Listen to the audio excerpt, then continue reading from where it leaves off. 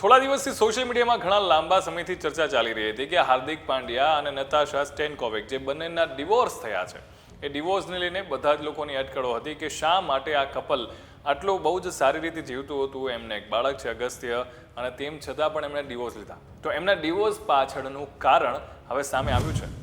તમે જોઈ રહ્યા છો વાઇબ્સ ઓફ ઇન્ડિયા. મારું નામ છે જયરાજ અને વાત કરવી છે હાર્દિક પાંડ્યા અને નતાશા કે બંનેનું લગ્ન જીવન 4 વર્ષથી ચાલી રહ્યું હતું અને અચાનક જ એવી અટકળો લાગવા લાગી કે બંને છે ડિવોર્સ લઈ રહ્યા છે અને ફાઇનલી બંને સોશિયલ મીડિયા પર એનાઉન્સ કર્યું કે અમે બંને લોકો ડિવોર્સ લઈ રહ્યા છીએ અને અમારું બાળક જે અગસ્ત્ય છે એ બંનેની જવાબદારી છે અમે નિભાવવાના છે.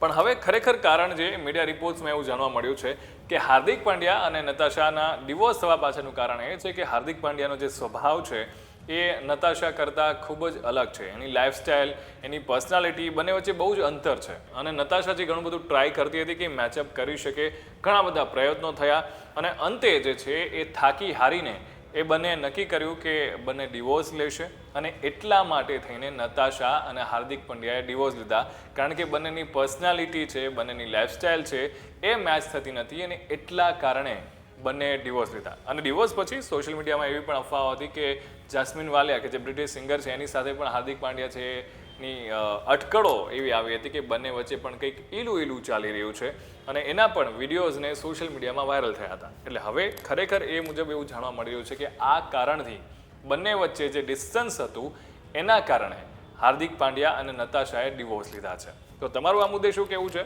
કોમેન્ટ કરીને અમને ચોક્કસથી જણાવજો. Keep watching vibes of India.